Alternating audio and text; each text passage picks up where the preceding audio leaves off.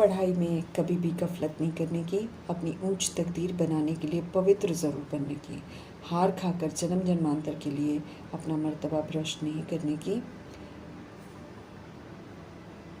इस ड्रामा की हर सीन को साक्षी होकर देखने की, एक बाप की याद में मस्त रहने की, याद की यात्रा में कभी भी उमंग कम नहीं होने की सावधानी देते हुए परमपिता परमात्मा की हम आत्माओं के लिए आज की मुरली से शिक्षा है। सच्ची सेवा हमको करनी है, वो सेवा जो दिल को छुए, वो सेवा जो हम खुद पहले स्व की करें और फिर प्रैक्टिकल स्वरूप से फिर दूसरी आत्माओं को सहयोग दें। मीठे मीठे परमात्मा, हम आत्मा को वरदान दे रहे हैं कि सच्ची सेवा के द्वारा अविनाशी अलौकिक खुशी के सागर में लहराओ, खुश नसीब आत्मा भव का वरदान प्राप्त करो। स्पष्ट करते हैं वरदाता जी कि जो आत्माएं सेवाओं में बाप दादा और निमित्त बड़ों के स्नेह की दुआएं प्राप्त कर लेती हैं, उन्हें तो अंदर से अलौकिक आत्मिक खुशी का अनुभव होता है। श्रीमद् प्रमाण सेवा करना, स्व परिवर्तन करके विश्व परिवर्तन में मददगार बनना सच्ची सेवा है। सारा दिन स्व पर 100% अटेंशन रखना सच्ची सेवा है। जब हम ऐसी सेवा करते हैं तो बाप दादा और निमित्त बड़ों के स्नेह की दुआएं प्राप्त करने के पात्र बन जाते हैं। और जहाँ परमात्म दुआएं मिलती हैं, जहाँ निमित्त आत्माओं की दुआएं मिलती हैं, वहाँ अलौकिक आत्मिक खुशी का अनुभव ज़रूर होता है, रूहानी मौज अनुभव होती है, बेहद की प्राप्ति का अनुभव करते हैं, फिर सदा खुशी के सागर में लहराते रहते हैं। सच्ची सेवा सभी का स्नेह जो है प्राप्त कराती है, सभी के द्वारा अविनाशी सम्मान और खुशी की दुआएं भी प्राप्त होती हैं। सभी का स्नेह, सभी का सम्मान, सभी से खुशी की दुआएं प्राप्त होना, बाबा कहते हैं ये खुश नसीबी की निशानी है, ये श्रेष्ठ भाग्य का अनुभव कराती है। जो सदा खुश रहते हैं, जो मीठे मीठे परमपिता परमात्मा से खुशी का खजाना प्राप्त करके सदा खुश रहते हैं, वो खुशियाँ बांटते हैं। और जब वो खुशियाँ बांटते हैं तो उनकी खुशियाँ और बढ़ती हैं, तो वही तो खुश नसीब कहलाते हैं। तो सच्ची सेवा प्रैक्टिकल परिवर्तन की सेवा है। सदा खुश रहना, सदा संतुष्ट रहना, सदा शांत रहना, सदा पवित्र रहना, सदा उमंग उत्साह में रहना, सदा आनंदित रहना, सदा शक्ति स्वरूप रहना, सदा ज्ञान का स्वरूप रहना, सदा दिव्यता का स्वरूप रहना, सदा दैवी गुणों को यूज़ करना, सदा त्रिकालदर्शी रहना, विघ्न विनाशक रहना। ये जब हम प्रैक्टिकल में प्रभु जी के दिए हुए स्वमानों को बुद्धि में रखते हुए उन्हीं स्वमानों के प्रमाण जब हम पाठ बजाते हैं तो असीम सुख अनुभव कराने के निमित्त बन जाते हैं। तो जब रूह बनकर रूहों को प्राप्ति का अनुभव कराते हैं तो परमपिता परमात्मा खुश होते हैं, ढेर सारी दुआएं देते हैं। निमित्त आत्माएं, ब्रह्मा जी, सरस्वती जी, दादियाँ, इन बड़ों का भी स्नेह मिलता है कि जो परमात्म स्नेह और बड़ों का स्नेह मिलता है, दुआएं मिलती हैं, इसकी वजह से लौकिक खुशी नहीं बल्कि अलौकिक अनुभव होते हैं।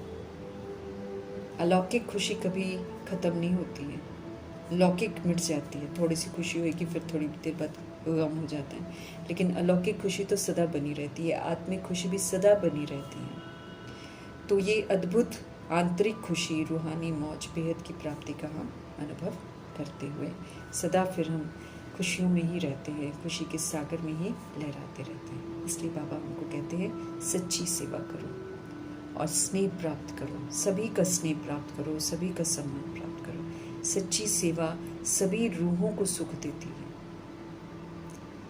सच्ची सेवा रूहानी अपनापन अनुभव कराती है और इसी की तो प्यासी है सारी आत्माएं। इसलिए स्वमान में रहकर सम्मानधारी बनकर सभी की सच्ची सेवा करनी है और फिर खुश नसीब बनने का वरदान प्राप्त करनी है। मीठे परमात्मा कहते हैं, सदा हर्षित, सदा आकर्षण मूर्त अगर बनना है तो फिर सबके साथ संतुष्ट रहो, संतुष्ट मणि बन जाओ। जो आत्माएं सर्व तरह के शिकवे शिकायतों से, प्रश्नों से पार हो जाते हैं, ड्रामा को यथार्थ समझते हैं, आत्माओं के पाठ को समझते हैं, वो संतुष्ट रहते हैं। और जो संतुष्ट रहते हैं वो फिर कभी भी प्रभावित नहीं होते हैं परिस्थितियां देखकर या लोगों के भाव स्वभाव को देखकर, तो वो सदा हर्षित रहते हैं और सदा आकर्षण मूर्त रहते हैं। अव्यक्त इशारे हमको मिल रहे हैं सहज योगी बनने के। तो बाबा कहते हैं परमात्म प्यार का अनुभव कर लो। ये अनुभव अद्भुत है, एक बार अनुभव कर ले तो कहीं और जी नहीं करेगा जाने को। इसलिए बाबा कहते हैं अनुभवी ज़रूर बनो। कर्म में, वाणी में, संपर्क में, संबंध में, लव और स्मृति व स्थिति में लवलीन रहना है।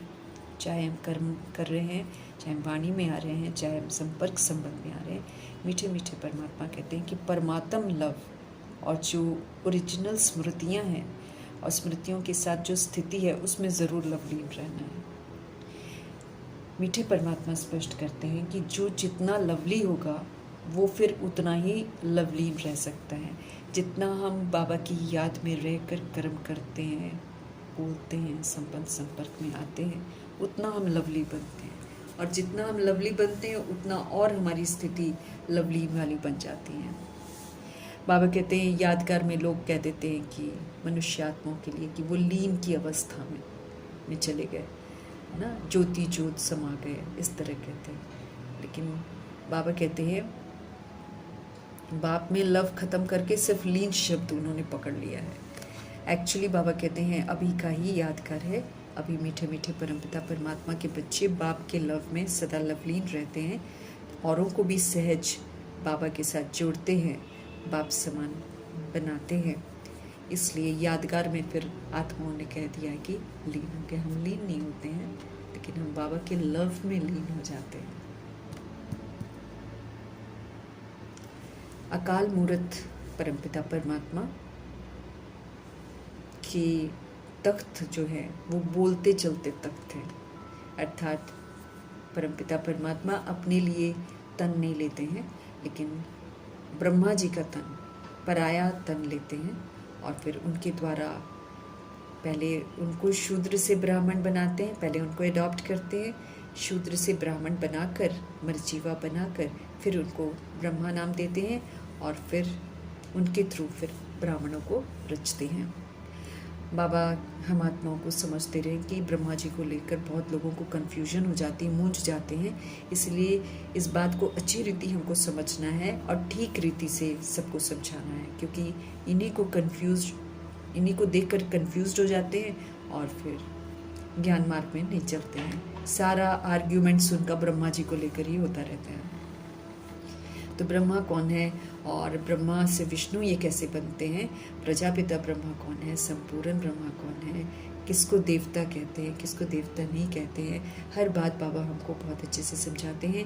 और फिर बाबा कहते हैं कि अब समझ प्राप्त करके फिर अन्य आत्माओं को भी समझाना है, महारथी बनना है। इसमें घोड़ेसवार और प्यादे भी बाबा के बच्चे ही हैं, लेकिन वो खुद भी मूंझ जाते हैं। इसलिए वो जो मूंझे हुए हैं उनको फिर सही राह दिखा नहीं पाते।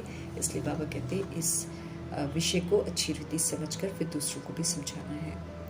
महिमा प्रभु जी की ही होती है, क्योंकि वही अद्भुत कार्य करते हैं। उनके बिना तो फिर हम कभी जगे बिना, हम कुछ जाने बिना। तो यथार्थ परिचय मीठे परमात्मा स्वयं का खुद ही आकर करते हैं और बाबा हम आत्मा को समझ भी देते हैं कि ऊंचे से ऊंचे कर्तव्य जो है वो शिव बाबा के ही हैं, इसलिए याद सारी दुनिया उनको ही करती है, परंतु फिर बहुत सारे लोगों की पूजा करती हैं, इसलिए उनको सर्वव्यापी बना देती हैं, जो कि एक बहुत बड़ी भूल है। सभी ब्राह्मण जो हैं इस समय वो फिर प्रजापिता ब्रह्मा की संतान बन जाते हैं, क्योंकि शिव पिता परमात्मा फिर वर्षा दादा बन कर देते हैं, क्योंकि दादे के पास प्रॉपर्टी होती, पिता के पास नहीं होती, तो प्रजापिता ब्रह्मा को भी देते, फिर प्रजापिता ब्रह्मा के थ्रू हम आत्माओं को भी प्रॉपर्टी देते हैं। तो ये ब्रह्मा कैसे हो सकता है, अक्सर सबका प्रश्न होता है, क्योंकि अचानक दादा लेखराज को ब्रह्मा कह दिया जाए तो बहुत सारे लोग जो जानते हैं वो तो ऑब्जेक्शन करते हैं, लेकिन बाबा फिर हमको हर बात बहुत विधि पूर्वक बताते हैं कि कैसे यहीं पर आत्माएं पुनर्जन्म लेती हैं। तो जो कृष्ण की आत्मा होती है वो अंतिम जन्म में दादा लेखराज होती है, बहुत नंबर 1 भगत होते हैं, अनुभवी बहुत होते हैं, वो भगवान की ही तलाश में होते हैं। तो जब उनकी भक्ति पूरी हो जाती है तो ब्रह्मा जी शिव बाबा उनको आकर भक्ति का फल ज्ञान देते हैं, और ज्ञान जब देते हैं फिर उनको रियलाइज़ करते हैं अपने आप को, फिर मर्जीवा बनकर दादा लेखराज को पूरा बुद्धि से ख़त्म करके फिर अपने आप को नया बनाते हैं। तब शिव पिता परमात्मा उनको ब्रह्मा नाम रखकर उनके द्वारा फिर सत्य सुनाते हैं। तो जो प्रजापिता ब्रह्मा है उनकी पूजा नहीं होती है, लेकिन जब ब्रह्मा जी अव्यक्त बन जाते हैं, सूक्ष्म वतनवासी बन जाते हैं, फरिश्ता बन जाते हैं, तब उनका एक यादगार स्वरूप बना हुआ है ब्रह्मा जी का मंदिर, जहाँ पर फिर उनका पूजन होता है। तो पूज्य जो रूप है उसका पूजन होता है। बाकी जो प्रजापिता ब्रह्मा तो पुरुषार्थी हैं, इसलिए प्रजापिता ब्रह्मा का पूजन नहीं होता है। वाद विवाद ब्रह्मा जी को लेकर बहुत होते हैं, इसलिए बाबा हमारा खास ध्यान खिंचवा रहे हैं कि इस कॉन्सेप्ट को बाबा से अच्छी रीति समझकर फिर बाबा की याद में रहकर अन्य आत्माओं को ब्रह्मा के सत्य से परिचित कराना है। ब्रह्मा को देवता नहीं कहते हैं, ये भी रॉन्ग है, क्योंकि वो लोग फिर ब्रह्मा देवता बोलते हैं ना, तो ब्राह्मण जो अपने को कहलाते हैं, फिर बाबा कहते हैं कि उनसे भी पूछना चाहिए कि ब्रह्मा कहाँ से आया है ना, किसकी रचना है, तो प्रभु की रचना है ना वो। और फिर ब्रह्मा जी फिर श्रीमत पर चलते हैं एक्यूरेसी से, तो फिर वो विष्णु बनते हैं। फिर वही विष्णु पुनर्जन्म में आते आते थे, फिर कलयुग के एंड में आकर ऑर्डिनरी बन जाते हैं, फिर बाबा आकर फिर से उनको ब्रह्मा बनाते हैं, और फिर ब्रह्मा से फिर वो फरिश्ता बनकर देवता बनते हैं। बाबा की प्रवेशता के कारण इनका नाम ब्रह्मा रखा जाता है, अदरवाइज तो इनका नाम दादा लेखराज था। 84 जन्मों के अंत में भी साधारण व्रत है ना, तो 84वां जन्म इनको 83 जन्म ले लेते हैं, 83 जन्म के बाद इनको भक्ति का फल मिलता है, फिर नया जन्म इनका 84वां जन्म होता है, इसमें इनको समझ मिलती है, फिर ये पुरुषार्थ करते हैं, फिर संपूर्ण ब्रह्मा बनते हैं। हम सभी आत्माएं शरीर लेती हैं, बाबा अपने लिए शरीर नहीं लेते हैं। हम आत्माओं का अकाल तख्त ये त्रिकुटी है, जहाँ पर सोल आकर विराजमान होती है, और बाबा अभी पुनः हमको बोलते हैं कि इस अकाल तख्त पर विराजमान हो जाओ, अर्थात रियलाइज़ करो कि आप राजा आत्मा हो शरीर रूपी राजधानी के, और फिर राजा बनकर श्रीमद प्रमाण राजयोगी बन इसको चलाओ। फिर से सारी कर्म इंद्रियों को सिविल बनाओ, मन बुद्धि संस्कार को कंट्रोलिंग और रूलिंग पावर से कायदे से चलाओ। आत्माएं सभी अकाल मूर्त हैं, बाबा कहते कोई भी आत्मा मरती नहीं है, लेकिन हम सब शरीर लेकर ज़रूर पुनर्जन्म में आते हैं और फिर शरीर छोड़ते हैं, और फिर उसमें हम मैले हो जाते हैं। बाबा कभी शरीर लेते ही नहीं हैं। रचता और रचना के आदि मध्य अंत की नॉलेज बाबा आकर हमको देते हैं, वो नॉलेज से बिल्कुल फुल है, इसलिए उनको ज्ञान का सागर कहा जाता है। बाकी वो मन हर किसी के दिल की बात को नहीं जानते हैं। सर्वव्यापी कण कण में कहना ये पाप है, ये भी आत्माओं को सत्य बताना है। जानी जाननहार वो इसलिए हैं क्योंकि वो सृष्टि रूपी ड्रामा के आदि मध्य अंत को जानते हैं, कैसे सोल्स आती हैं, कैसे बॉडी लेती हैं, कैसे पुनर्जन्म में आकर खेल खेलती हैं, ये ज़रूर जानते हैं। बाकी हर किसी के खिचड़े दिल की बातें नहीं जानते हैं। हाँ, हम जब प्रभु जी से कनेक्टेड होते हैं, पुरुषार्थ करते हैं, तो फिर हमारे मन की रीडिंग, हमारे मन के संकल्प वतन में पहुँच जाते हैं। हम सभी इस समय ब्रह्मा जी की औलाद बनते हैं और फिर ब्रह्मा की तरह ब्रह्मचर्य में रहते हुए, ब्रह्मचारी रहते हुए हम फिर वर्षे के अधिकारी बनते हैं। हमारा कुल जो है बाबा कहते हैं सबसे ऊंचा है। ये ब्राह्मण कुल प्रभु जी की रचना है, इसलिए इसमें ऊंची शिक्षाएं हैं और ऊंची मर्यादाएं हैं, जिसमें रहकर फिर हमको ऊंचा देवता बनना है। जिस्मानी ब्रह्मा तो अलग होते हैं, जिस्मानी ब्राह्मण तो अलग होते हैं। वो तो बाबा कहते हैं कि नामधारी भी होते हैं, वो धामा भी खाते हैं, कथाएं भी सुनाते हैं और कलेक्शन भी करते हैं ना, करनीकोर भी होते हैं। और फिर कोई कोई होता है पुष्करनी ब्राह्मण, लेकिन फिर भी जो ब्राह्मण परमपिता परमात्मा रचते हैं वैसी रचना तो कोई नहीं होती है। वो तो ये ब्राह्मणों की रचना तो ऊंची रचना है, इसमें तो पवित्रता की प्रतिज्ञा करवाई जाती है। जिस्मानी ब्राह्मण पवित्र नहीं रहते हैं। तो ब्रह्मा का राज पुनः बाबा कह रहे हैं अच्छी रीति समझाना है, क्योंकि बाबा जानते हैं कि बहुत बच्चे इसको लेकर कंफ्यूज हो जाते हैं और फिर यहाँ पर बाबा का सत्य ज्ञान नहीं लेते हैं। इतना ऊंचा ज्ञान है, इतनी ऊंची पढ़ाई है, उस पर ध्यान नहीं जाता है, बस इसी पर वाद विवाद करते रहते हैं कि ब्रह्मा कैसे, समझने की कोशिश ही नहीं करते हैं कि ब्रह्मा कैसे बने हैं और बात बीच की बीच में रह जाती है। इसलिए हमारा समझना बहुत ज़रूरी है ताकि हम सभी को सत्य से परिचित कराएं। परमपिता परमात्मा को याद करते हुए हमको पावन बनना है और उन्हीं को याद करना है। बाबा कहते हैं जब ब्रह्मा जी को समझ जाएंगे ना तो फिर उनको भगवान को याद करने में भी सहज होगा। पहले तो वहीं पर अटक जाते हैं ना, तो इसीलिए वो अटक जो है वो निकालना है उससे बाहर। संशय पढ़ने से बाबा कहते हैं बाप को छोड़ ही देते हैं। तो अल्फ और बे इसको समझाना, परमात्मा और फिर परमात्मा से मिल रही बादशाही। परमपिता परमात्मा हम आत्मा को कहते हैं अब सिर्फ मुझे तुम याद करो, और बताते हैं कि कैसे सारी सुंदर रचना बाबा भी रचते हैं, सुंदर शिक्षाएं देते हैं ताकि हम सभी आत्माएं सुंदर बने, फिर से हम पवित्र बने। अवस्था अनुसार हर आत्मा बात को समझती है। प्रजापिता ब्रह्मा इस धरती पर ही चाहिए, वही ब्रह्मा को समझ मिलती है, फिर वो पूरा रिटर्न जर्नी करते हैं, अपने आप को करेक्ट करते हैं, फिर से कृष्ण बनते हैं। हम सभी आत्माओं को भी ऐसे रिटर्न जर्नी करनी है, फिर से अपनी ओरिजिनलिटी पर लौटना है। बाप के ऑक्यूपेशन को कोई जानता नहीं है, लेकिन परमपिता परमात्मा आकर बताते हैं कि वो कैसे पतितों को पावन बनाते हैं। ब्रह्मा जी से ही कुल निकलता है, तो हम फिर ब्रह्मा कुमार ब्रह्मा कुमारी कहलाते हैं। ब्राह्मणों की रचना होती है देवता बनने के लिए, तो ब्राह्मण से फरिश्ता, फरिश्ता से देवता बनना है। डिनेस्टी नहीं होती है ब्राह्मणों की, ब्राह्मणों का कुल होता है, ये भी समझना है। और फिर ब्राह्मणों के कुल में आकर फिर हम शिक्षित होते हैं और सूर्यवंशी डिनेस्टी के लिए पुरुषार्थ करते हैं।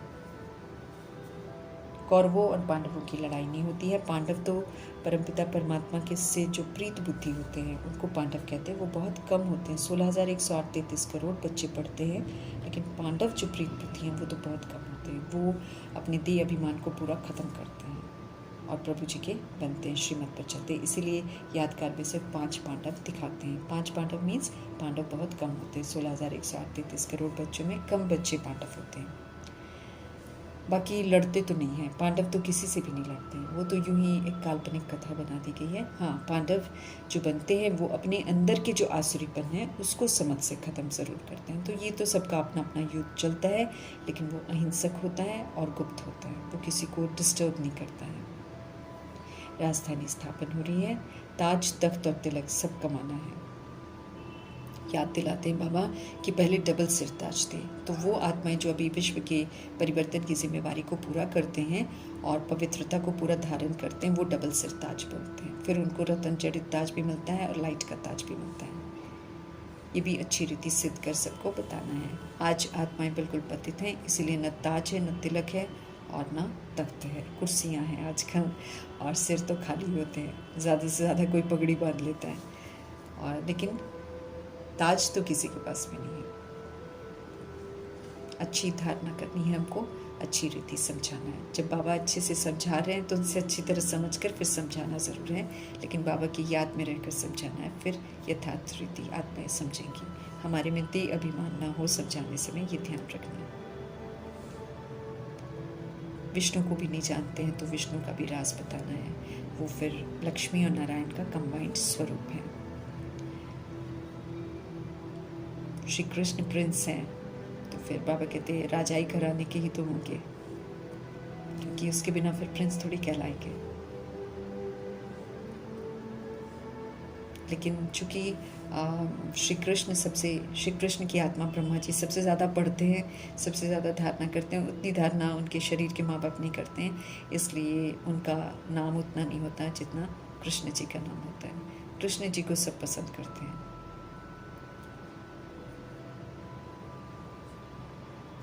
श्री कृष्ण की आत्मा सबसे ऊंची आत्मा है, एकदम सत्व प्रधान प्रिंस है, वो प्योर एकदम, उनके जितना प्योर कोई नहीं है।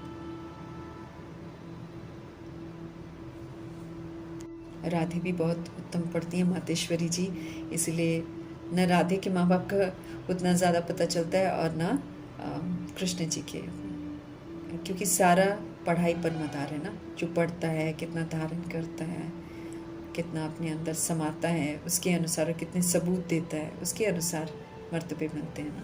तो इसीलिए उसमें तो नंबर 1 ब्रह्मा जी थे, मातेश्वरी थी, इसीलिए उनका नाम ज़्यादा होता है, उनके माँ बाप का नाम उतना नहीं होता है। तो सारा मदार बाबा कहते हैं पढ़ाई पर है, पढ़ाई पर विशेष ध्यान देना है। और ब्रह्मा जी के बारे में समझाने की भी बड़ी हमको अक्ल चाहिए। उनकी आत्मा ही 84 जन्म भोगती है, हम सब 84 जन्म लेते हैं, सब इकट्ठे तो नहीं आएंगे, नंबरवार सब आते हैं। ये बड़ी महीन बातें हैं। कम बुद्धि वाले जो होते हैं, बाबा कहते हैं वो धारणा नहीं कर पाते, इसलिए हमें औरों को नहीं देखना है। सब अपना अपना विधि से पढ़ेंगे, अपनी विधि से समझेंगे, अपनी विधि से धारणा करेंगे, अपनी विधि से वो मर्तबा लेंगे। ये वंडरफुल खेल है, इसमें स्वयं को देखना है और कांटों के जंगल में रहते हुए, श्रीमत पर चलते हुए फिर से खुशबूदार फूल बनना है। बाबा समझ देते हैं कि कैसे इस दुनिया में सब एक दूसरे को दुखी देते हैं, क्योंकि देह अभिमान है, देह अभिमान सबका सत्यानाश करता है। और आर्टिफिशियल सुख के पीछे आत्माएं भागती हैं, उसमें रियल सुख नहीं है, वो एक मृग तृष्णा है। रियल सुख के नाम पर आत्माएं कर्म बंधनों में फंस जाती हैं। दिन प्रतिदिन मीठे परमात्मा कहते हैं सभी आत्माएं तमो प्रधान बनती जा रही हैं, सब एक दूसरे को दुखी देती हैं। माया के तूफान भी बड़े ज़बरदस्त आते हैं, माया सबको उलझा देती है नाम रूप में, और दुख की फीलिंग बहुत आती है। लेकिन सुखदाता बाप के हम बच्चे हैं, अब हर चीज़ हम समझते हैं, इसलिए नॉलेजफुल होकर सबको देखना है। दुख की फीलिंग हमारे में ना आए, इस बात का पूरा ध्यान रखना है। बाबा कहते हैं अगर दुख की फीलिंग आती है तो ये फिर हमारा कर्म भोग है, जिसको हमको याद में रहकर ख़त्म करना है। योग बल से चुकता करना बहुत ज़रूरी है, नहीं तो फिर कभी भी खुश नहीं रह पाएंगे। ये तो समय है बाबा के साथ खुश रहने का, अगर हम इस समय भी खुश नहीं रहेंगे तो फिर हम कब रहेंगे, बाबा हमसे पूछते हैं। योग बल नहीं होगा तो फिर बाबा कहते हैं हमको सज़ा खानी पड़ेगी, सज़ा खा के फिर थोड़ा सा मर्तबा मिलेगा, तो वो तो अच्छा नहीं है ना।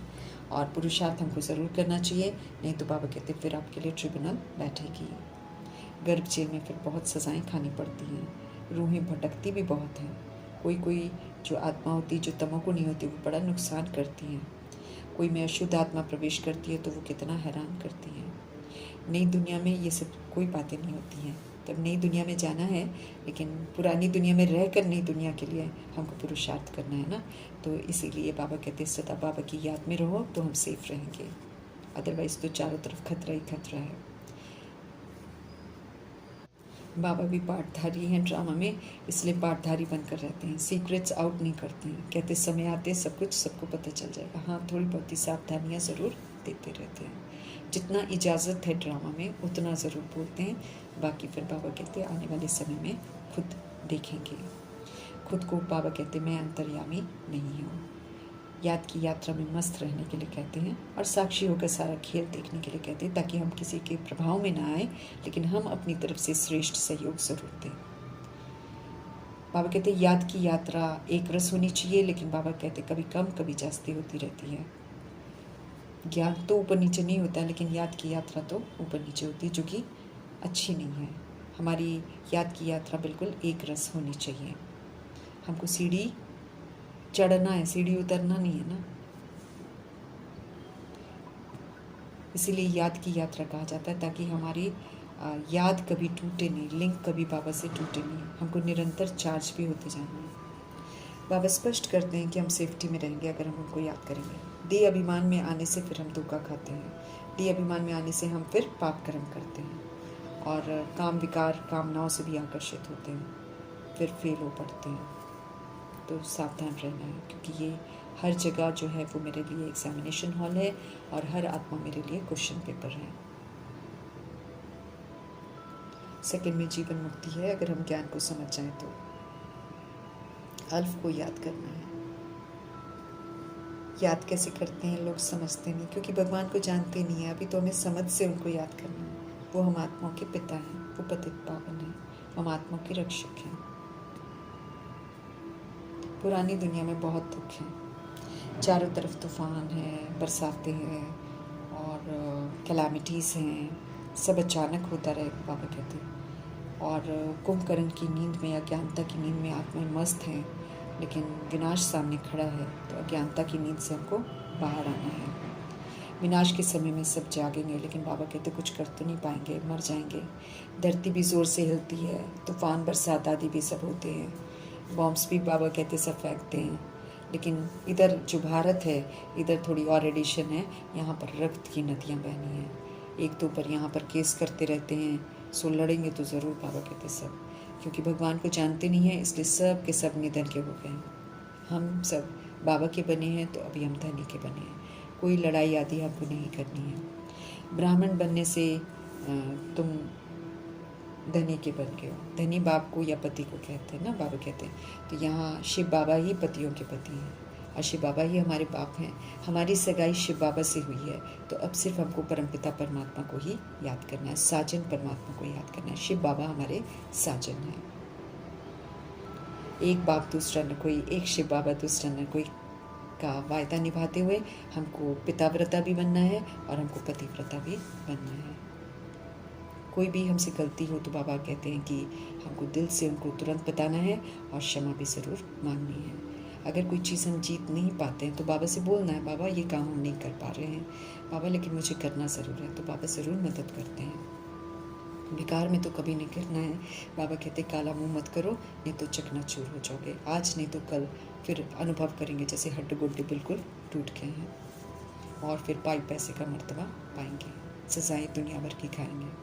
राजधानी स्थापन हो रही है, पवित्र राजधानी है। इसमें फिर जन्म जन्मांतर मर्तबा भ्रष्ट हो जाता है अगर हम बाबा का कहना नहीं मानते हैं। हम सब ऊंच मर्तबा पाने के लिए आए हैं। बाबा इतना ऊंचा बने, हम बच्चे प्रजापिता ब्रह्मा जी अव्यक्त फरिश्ता बने और विश्व महाराजन बन रहे हैं, तो फिर हम दास दासी बने, अच्छा थोड़ी लगता है। बाबा कहते हैं अंत में फिर लज्जा अनुभव होगी, बड़ा पछताएंगे कि हमने क्यों ऐसा किया, हमने क्यों बाबा का कहना नहीं माना। तो पवित्रता का बहुत मान है, इसलिए पवित्रता ज़रूर धारण करनी है। गफलत करते हैं बाबा कहते बच्चे, और इसलिए सावधान कर रहे हैं कि गफलत मत करो, याद करो, नहीं तो विक्रम बनते जाएंगे। बृहस्पति की दशा बड़ी मुश्किल से हम आत्माओं पर आई है। हम आत्मा को मुरली मिल रही है, हम आत्मा को बाबा मिले हैं, तो दिल से उनका कहना मानना है। वृक्षपति की अवज्ञा बिल्कुल नहीं करनी है। ऊंची दशा है बृहस्पति की, और कोई दशा इतनी ऊंची नहीं है।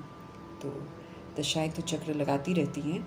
जब हम बाबा का कहना नहीं मानते हैं तो फिर बृहस्पति की दशा हटकर फिर शनि की, राहु की, केतु की, फिर हम परेशान होते रहते हैं, फिर हमारी पत्री भी खराब हो जाती है। इसलिए परमपिता परमात्मा जी हम आत्माओं को समझ देते हैं कि अब गफलत नहीं करो, अब पश्चाताप वाले कोई काम नहीं करो। बृहस्पति की दशा है, तो इस दशा में रहते हुए अपना ऊंचे से ऊंचा भाग्य बना लो।